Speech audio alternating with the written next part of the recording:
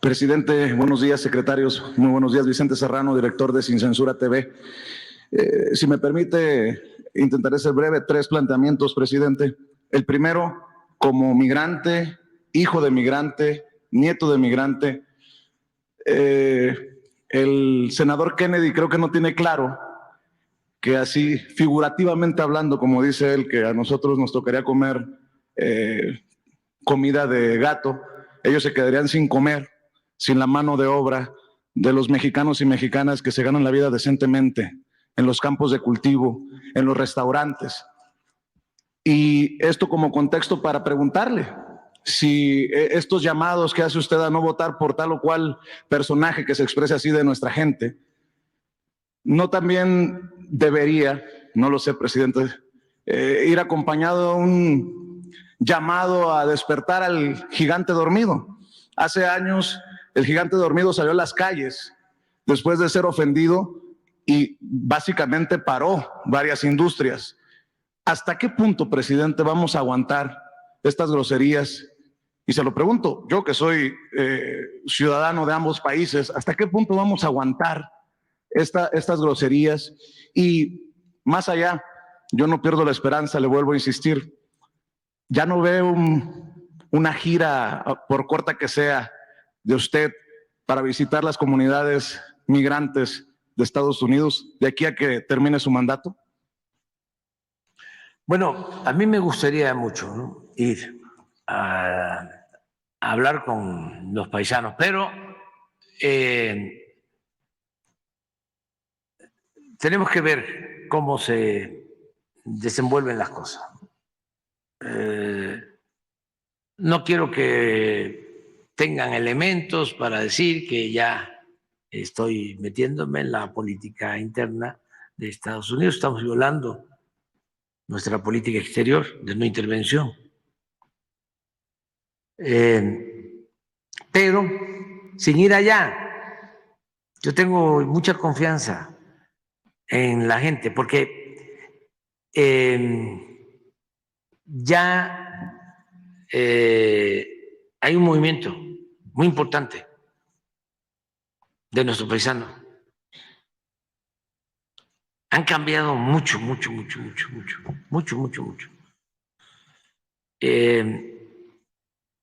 Y ellos van a saber,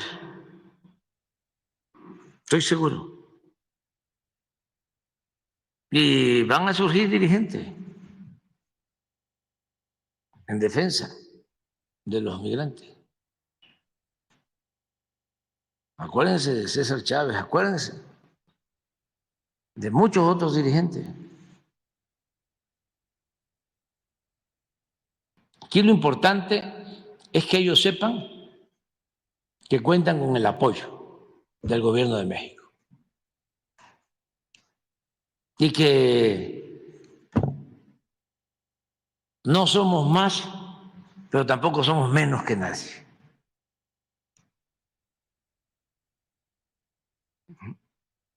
Bien. Eso es todo. Y que vamos a defender siempre a los migrantes. Y no solo a los migrantes mexicanos. Nosotros somos partidarios de la fraternidad universal, de la justicia. Lo fui a decir a la ONU, lo planteé en la ONU. Me gustaría que no hubiesen actos discriminatorios, racistas, que realmente nos amáramos todos los seres humanos. Soy partidario del mundo del amor, de la fraternidad. ¿En qué basaría su decisión de ir o no ir a visitar las comunidades? Presidente, si tiene ganas de ir a la villita en donde lo recibió, en Pilsen creo que fue donde nos conocimos hace muchos años durante campaña, en la Placita Olvera. ¿En qué estaría basada su decisión de ir o no ir? Pues vamos a ver cómo se desenvuelven las cosas. Si hay una actitud, si continúa una actitud así, de hostilidad y que quieran seguir insultando a México, pues vamos a actuar. No sé si vaya. Lo hice cuando la campaña del presidente Trump y luego cuando él era ya presidente, porque él originalmente aplicó ese discurso. Es una estrategia recomendada por publicistas, pensando que de esa manera obtienen votos. Un día les voy a leer, a ver si no pones ahí mi discurso en la Placita Olvera, en ese entonces, y recorrí varias ciudades de Estados Unidos. Chicago fue una de ellas. Chicago, y estuve en El Paso, Nueva York. Nueva York,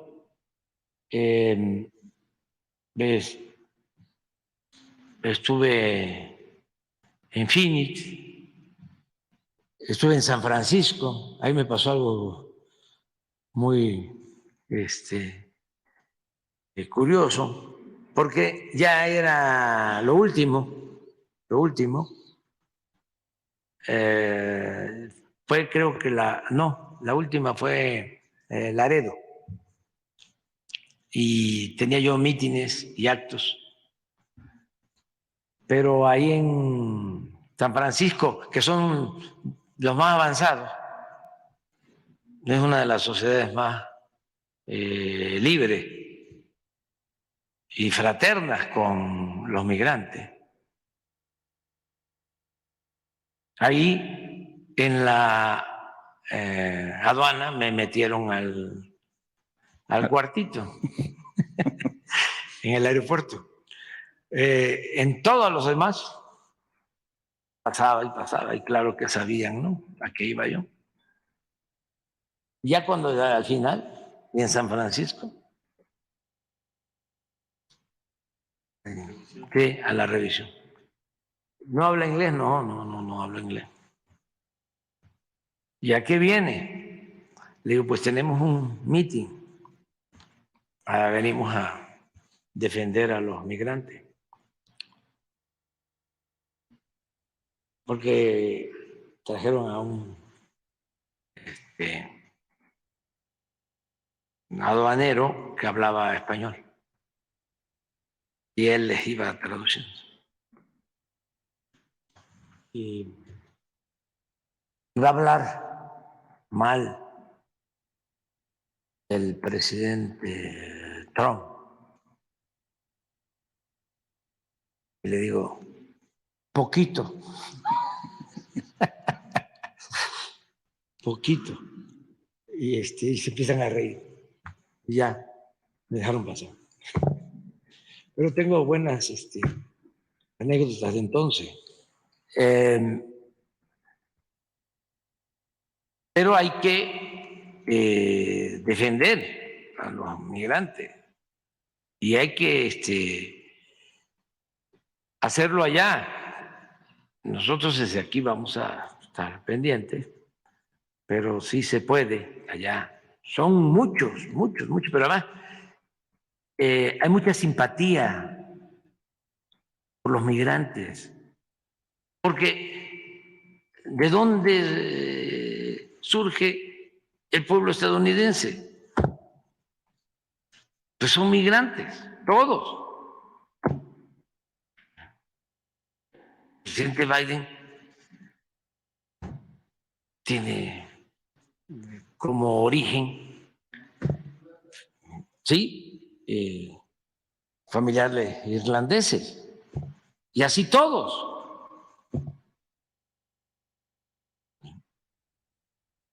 Entonces, ¿cómo se va a olvidar eso? Además, es la Estatua de la Libertad, ahí está, que la entregaron los franceses. Por eso, que era un país de encuentros, sigue siendo.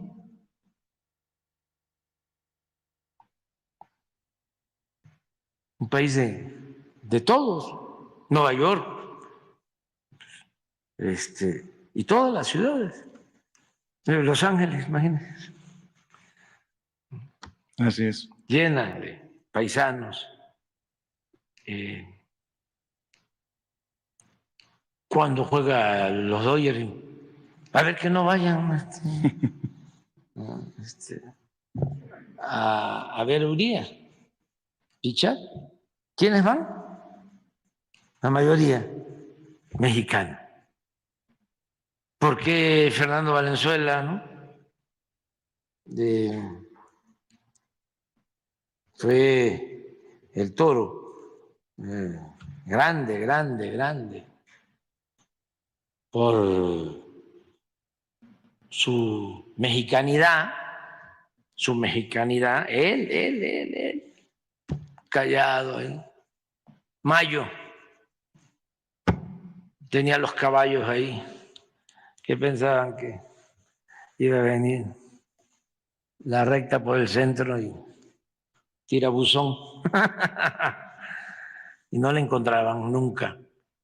Y los mexicanos, ahora que van a quitar su número. Ya lo retiraron, presidente. Sí, pero va a haber una ceremonia. Me invitó, no voy a ir porque no puedo, pero me invitó a ir el día que van formalmente a quitar su número. ¿No tienes el discurso? Haber dicho. No, pero el dicho. A ver. Estar aquí en primera fila. Paisanos, trabajadores, migrantes de México, América Latina, del mundo. Me da mucho gusto estar con ustedes en esta histórica plaza. Estamos aquí para expresar nuestro apoyo sincero, nuestra solidaridad con todos los migrantes, con los trabajadores de México y de otros países que han venido a Estados Unidos a buscarse la vida. Los que vienen a Estados Unidos lo hacen por necesidad, no por gusto. Por eso merecen todo el respeto y toda la admiración de los seres humanos.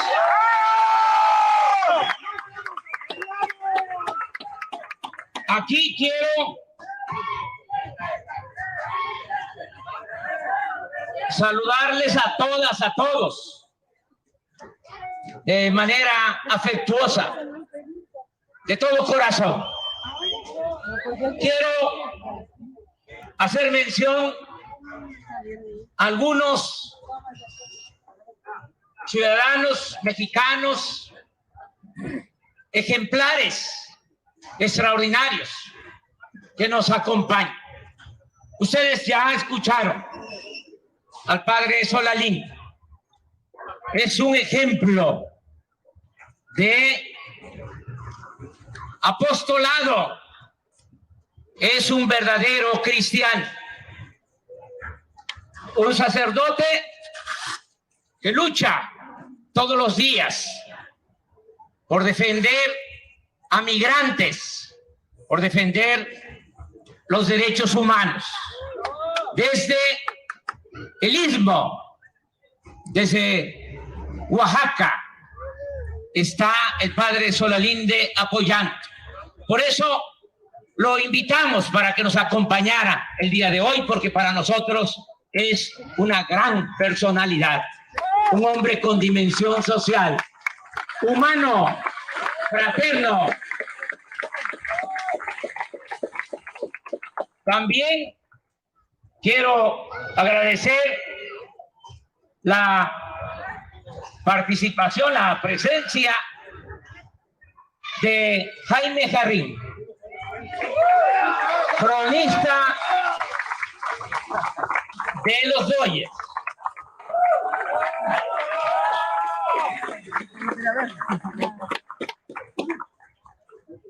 Quiero agradecer la compañía de un empresario mexicano, Marcos Faslich, que está aquí con nosotros. Quiero agradecer a un deportista ejemplar por su fortaleza espiritual, por su rectitud como buen ciudadano. Está aquí con nosotros y le agradecemos mucho su solidaridad. Está con nosotros Adrián González, primera base de los Dodgers, con su papá, David González.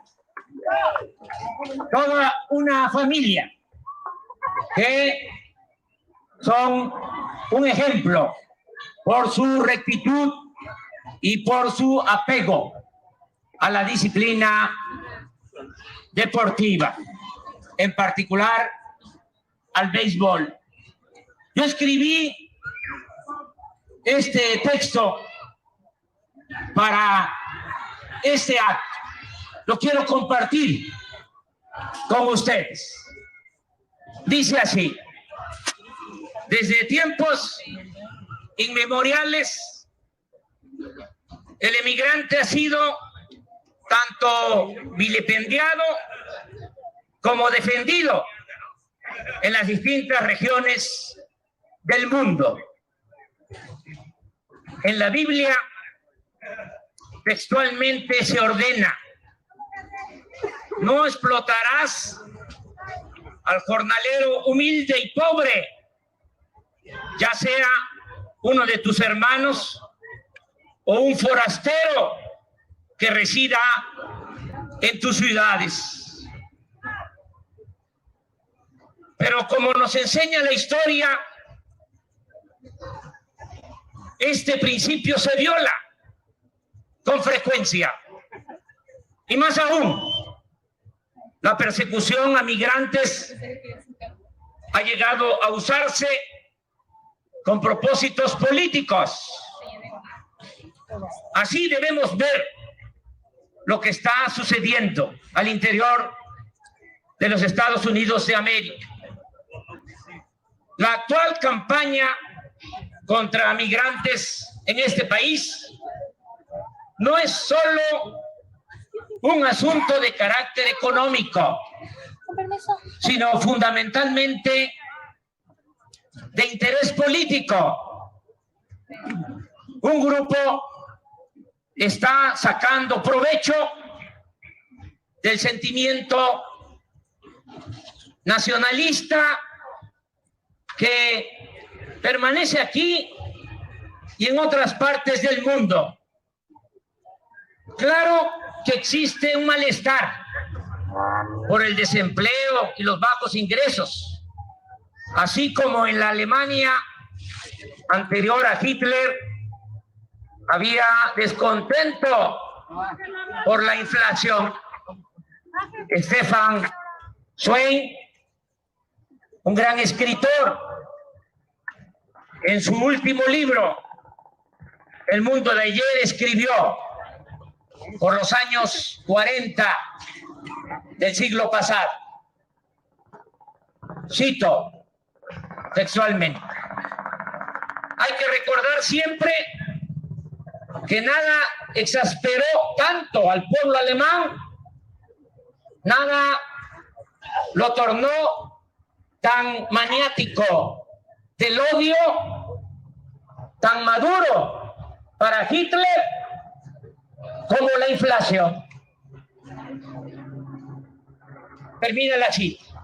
Pero culpar de estas desgracias económicas a determinados grupos sociales o culturales, nacionales o extranjeros, tiene una obvia connotación política.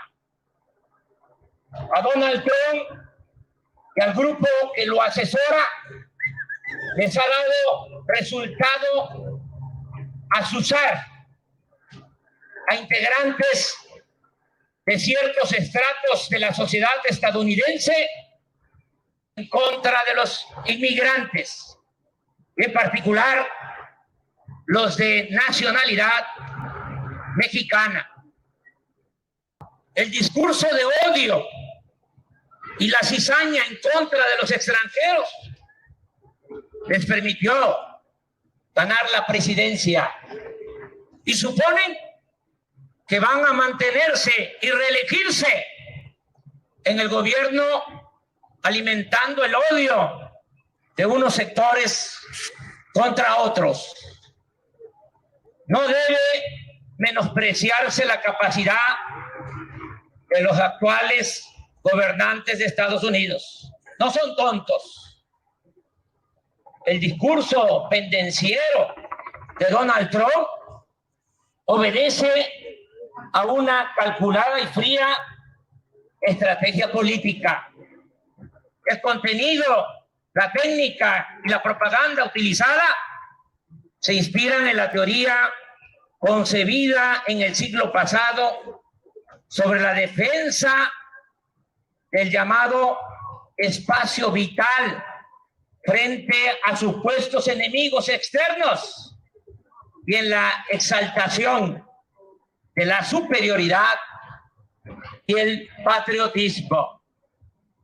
Durante la pasada campaña presidencial se cometió el error de no advertir la eficacia de la estrategia política sustentada en despertar el odio y el nacionalismo. No se le dio importancia o no supieron contrarrestar esa campaña. Pero aún es tiempo de atender las causas del problema y aminorar los daños, empezando por reconocer que la fobia contra lo extranjero ha penetrado bastante. Hace unos días se dio a conocer en varios periódicos el hecho de que una pareja de estadounidenses cenó en un restaurante de Texas y dejó en la nota de pago un mensaje que decía: la comida fue deliciosa y el servicio fue atento. Sin embargo, el propietario es mexicano. No volveremos. Rematando con la frase de Trump: América es primero. Estos astutos pero irresponsables gobernantes neofascistas quieren construir muros para hacer de Estados Unidos un enorme gueto y equiparar a los mexicanos en general y a nuestros paisanos migrantes en particular con los judíos estigmatizados e injustamente perseguidos de la época de Hitler. Por eso, ante semejante barbaridad, no debemos limitar nuestras acciones a la protesta y a la denuncia solo en el ámbito internacional, sino considerar como esencial la labor de información al interior de Estados Unidos.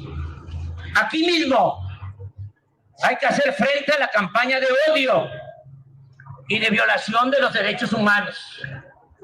En especial, debemos dirigir toda nuestra atención en hacer ver a los estadounidenses de buena voluntad, que son muchísimos, que están siendo víctimas de la manipulación y el engaño.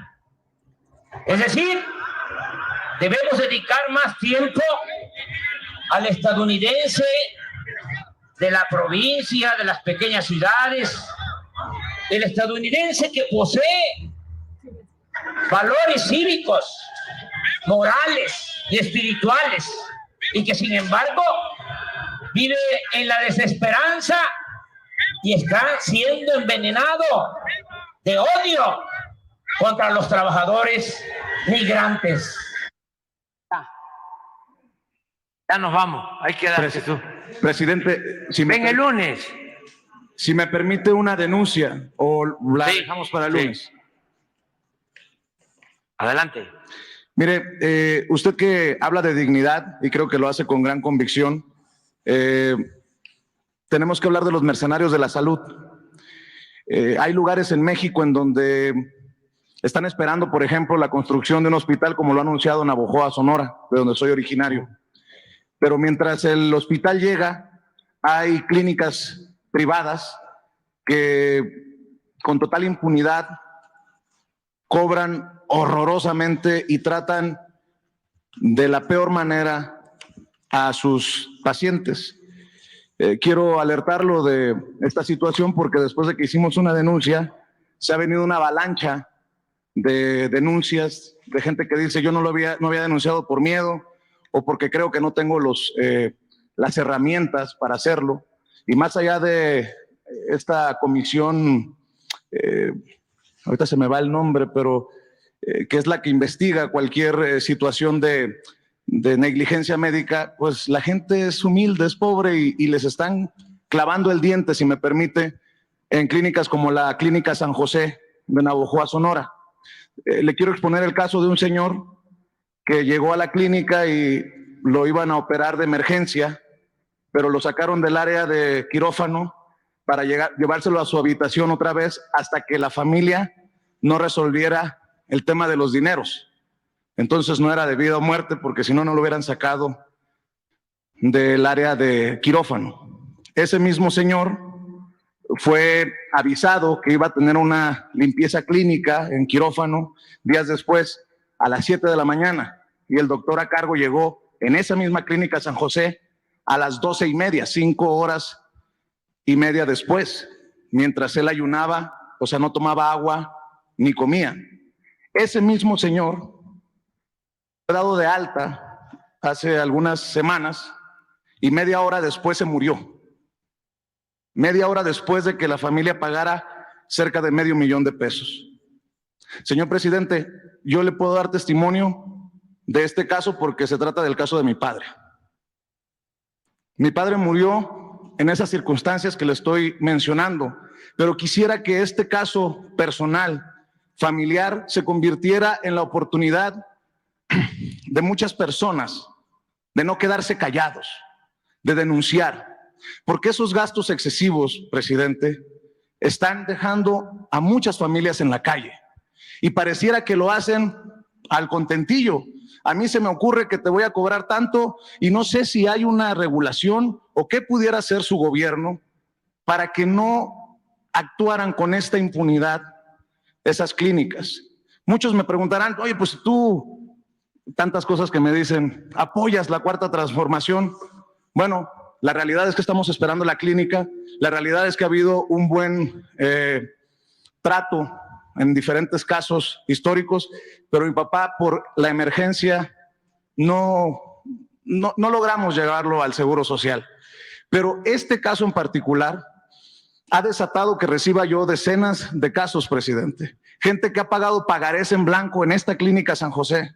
Gente que se ha quedado en la calle porque su única opción en ocasiones es esta clínica privada. ¿Cómo lo han alertado de estos cobros excesivos? ¿Lo han alertado de estas clínicas que hacen lo que les da su gana y que van contra el respeto y la dignidad de los pacientes? y le ofrezco una disculpa si pareciera que es una denuncia personal o familiar, pero este caso en Navojoa, Sonora, su equipo le puede dar constancia, ha destapado que la gente le pierda miedo a denunciar.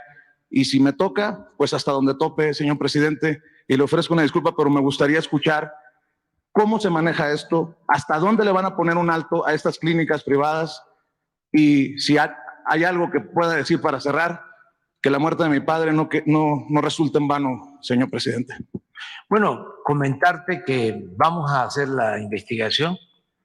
Voy a pedirle al secretario de Salud, y aquí está el secretario de Gobernación, para que los dos vean este caso y todos los casos relacionados con estos abusos. Por eso es que queremos fortalecer, y lo estamos haciendo, el sistema de salud pública. Es un asunto de fondo. Es que lo que se pretendía y se estaba llevando a cabo era la privatización de la salud. Que pudiese atenderse quien tuviese dinero para pagar la atención médica. Y si no, no había ninguna posibilidad. Ahora, lo que estamos construyendo, que nos ha costado muchísimo trabajo, primero por la pandemia, que tuvimos que actuar en emergencia y salvar vidas. Y lo otro, que también es como una pandemia, los intereses en todo el sector particular vinculado a la medicina.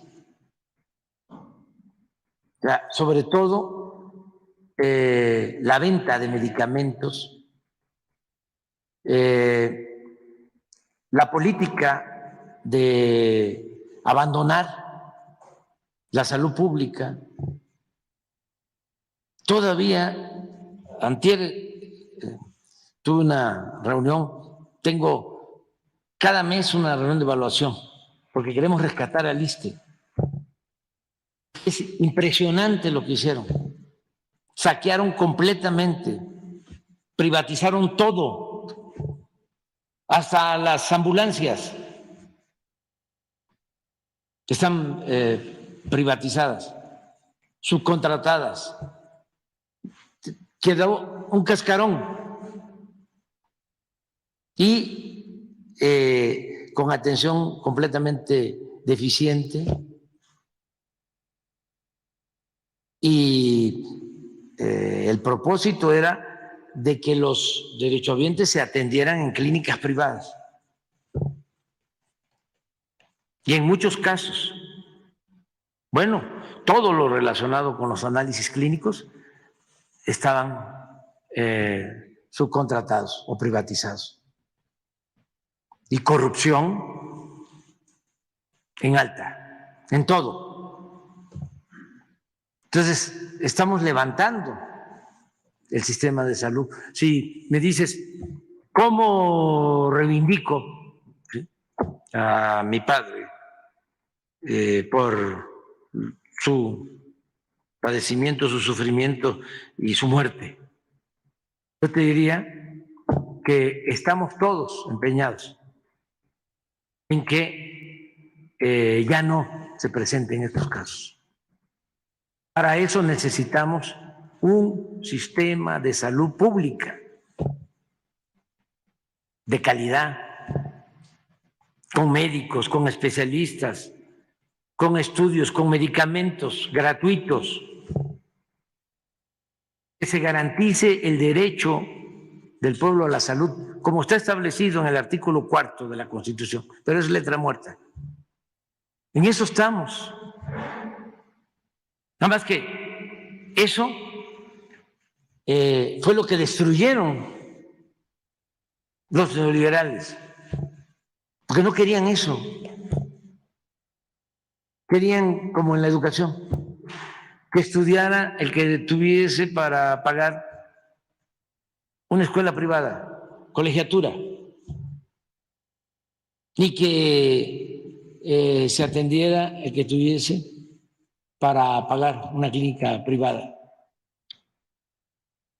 Entonces, nosotros no concebimos como ellos que la educación y la salud sean privilegios.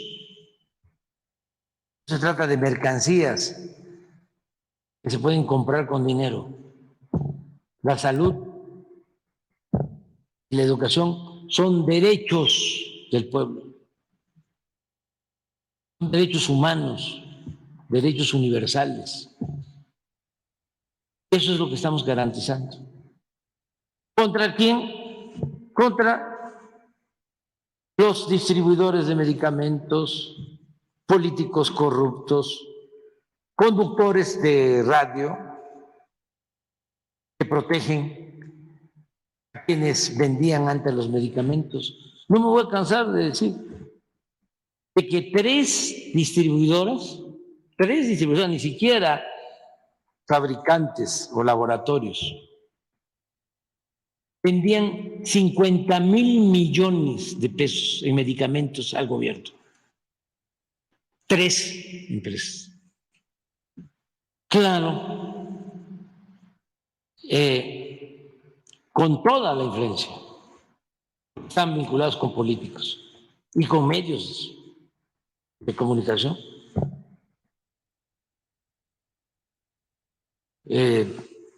Hay todavía, que no es fácil. Ahora que queremos federalizar todo el sistema de salud con el IMSS Bienestar,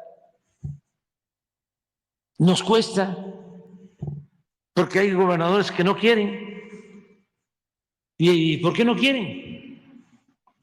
Porque por ley les tenemos que transferir los fondos para la salud, como era antes el llamado Seguro Popular, que ni era seguro ni era popular. Era un barril sin fondo, un botín que se lo robaban. Pero como se les tiene que entregar, de acuerdo a la Ley de Coordinación Fiscal, sus recursos, porque se descentralizó todo el sector salud y lo destruyeron, que el Seguro Popular no es atención médica, es dinero. Dinero que se enviaba a los estados. Pero todavía hay estados que le siguen comprando las medicinas a los mismos. Todavía Roberto Madrazo y su yerno siguen vendiendo medicina a gobiernos estatales, como lo hacían en Michoacán. Y de ahí dinero para Loret de Mola. Una red de componendas, de complicidades. Pues se lanzaron con todo cuando dijimos ya no vamos a permitir que sigan robando. No se podían comprar las medicinas en el extranjero, se tenían que comprar a ellos. Tuvimos que abrir, nos costó hacer reformas legales en contra del Poder Judicial. Pero ya lo logramos, ya compramos las medicinas para todos los mexicanos, para este año y para el año próximo. No el llamado cuadro básico, todas las medicinas y nos ahorramos 40,000 millones de pesos. Pero eso los tiene enojadísimos. Entonces, ¿qué es lo que tenemos que seguir haciendo? Combatiendo la corrupción, porque la corrupción mata. Es lo que más ha dañado a México, es el principal problema. Nada ha dañado más a México que la deshonestidad de los gobernantes. Nada ha dañado más a México que la corrupción política. Esa es la causa principal de la desigualdad social, de la desigualdad económica, de la violencia, de las injusticias. Entonces, hay que seguirle dando fuerte a la corrupción. Y en estos momentos, una persona que batalla para comer, batalla para puede pagar, ir ya. Pero la comisión de arbitraje médico es la única opción cuando tiene una situación de esta. ¿Cómo regulamos, perdón por incluirme, cómo se regula lo que cobra una clínica privada en lugares tan pobres, con mucho respeto lo digo para mi tierra, en lugares que tiene tanta gente pobre como Navojoa? Sí. ¿Quién los regula, presidente? Es que independientemente de la regulación, si tienes un buen centro de salud, si tienes un buen hospital, si tienes el especialista, si está de día y de noche y también los fines de semana, ¿sabes que estamos en 11 estados ya?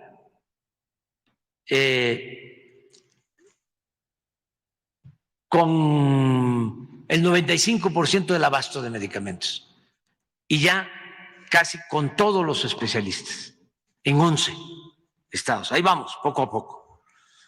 Y ya quitamos en todos los hospitales de esos 11 estados las cajas registradoras.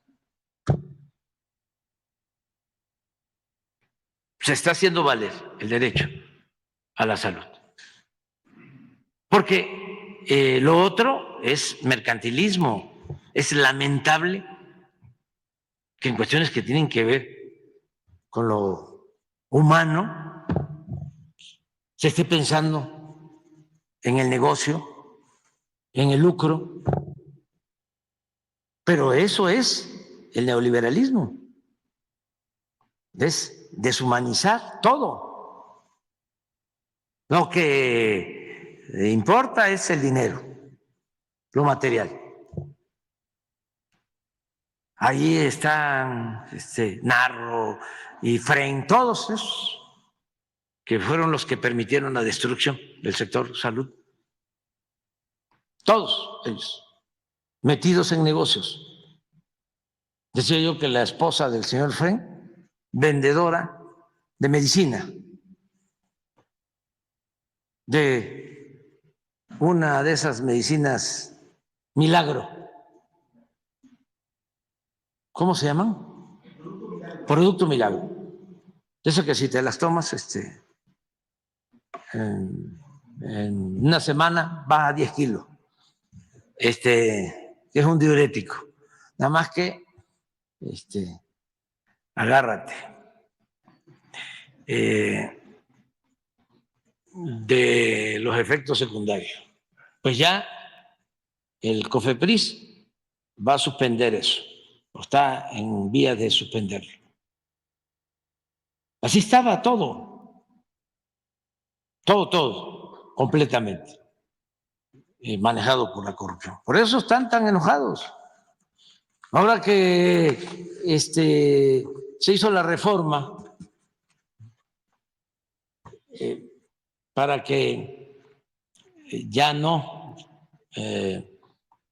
funcione el INSABI, sino el IMSS el IMSS Bienestar, que es con este propósito, para no tener duplicidades y todo, un escándalo. Y todavía falta de que los ministros corruptos de la Corte acepten de que pueden legislar los diputados y los senadores, porque ya es el supremo poder conservador. Por cierto, ya termino. Invité a Krill para que me acompañara a hacer la gestión que desapareciera el fideicomiso de 20,000 millones de pesos que tienen en la Corte. 20,000 millones de pesos, que alcanza para construir 6 grandes hospitales y equiparlos. 6 grandes hospitales. Porque los ministros de la Corte ganan 500, 600 mil pesos en general. Y se dan la gran vida. Es una vergüenza. Además, violando flagrantemente la Constitución. Y que me digan si no. Violan los ministros de la Corte, de la Suprema Corte, la Constitución. Fíjense el ejemplo que dan. Nada más que, como son sus intereses, son sus sueldos, esos los defienden con todo, hasta con la abyección. Ahí no hay Estado de Derecho. Ahí lo que hay Estado es Estado de chueco, de cohecho. Bueno, me mandó a decir Krill que me acompaña a ver a la presidenta de la Corte. No, y que además lo que quiero, fíjense la manipulación y la mentalidad de esta gente, que lo que quiero es perjudicar a las familias de los trabajadores del Poder Judicial. ¿Cómo se les va a perjudicar si hasta los ministros, si desaparece ese fideicomiso y se respeta la Constitución, ganarían lo mismo que gano yo? Ya quisieran la mayoría de los mexicanos. Estamos viendo que los trabajadores, casi 22 millones de trabajadores inscritos al Seguro Social, ganan en promedio 16,000 pesos mensuales. Y yo gano 10 veces más. Y ellos ganarían 10 veces más. ¿Qué les pasaría? Nada. Nada más que ahora no ganan 10 veces más en promedio que lo que gana un trabajador mexicano, sino ganan 50 veces más si se le suma todo.